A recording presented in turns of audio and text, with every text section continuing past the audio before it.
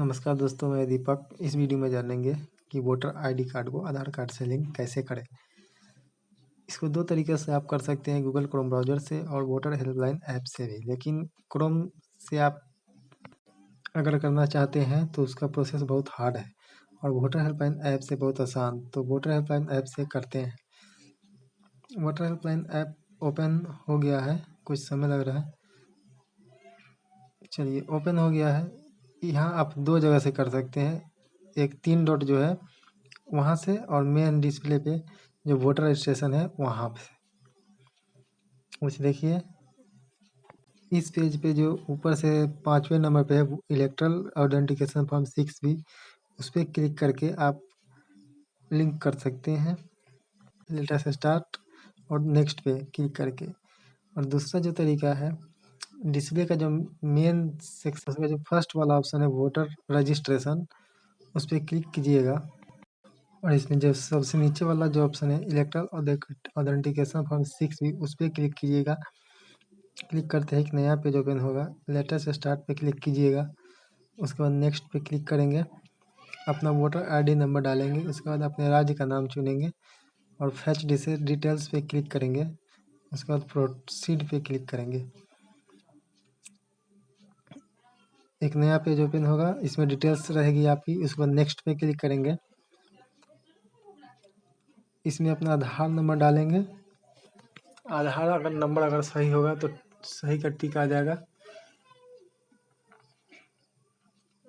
उसके बाद mobile number डालेंगे। ईमेल आईडी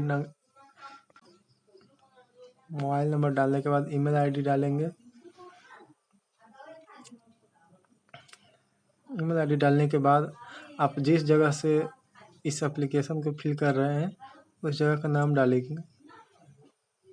नाम डालने के बाद डन पे क्लिक करेंगे। अगर सब कुछ सही है तो कन्फर्म पे क्लिक करेंगे।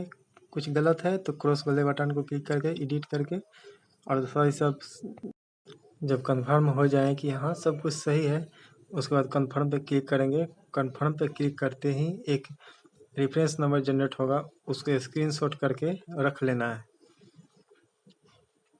स्क्रीनशॉट करके रख लीजिएगा इसलिए क्योंकि अगर उसके रेसप चेक करना हो तो वो काम आएगा। तो चलिए ये भी जान लेते हैं कि स्टेटस कैसे चेक करेंगे। उसके लिए आपको गूगल क्रोम ब्राउज़र को ओपन करना है। इसमें nvsp.in टाइप करना है। नया पेज ओपन होगा। इसमें सबसे नीचे जाना है स्क्रॉल करके, और ट्रैक एप्लीकेशन स्टेटस वाले ऑप्शन पे क्लिक करेंगे। अपने राज्य का नाम सेलेक्ट करेंगे और रेफरेंस आईडी आवेदन करते समय जो मिला था उसको यहाँ पे डालेंगे और ट्रैक स्टेटस पे क्लिक करेंगे।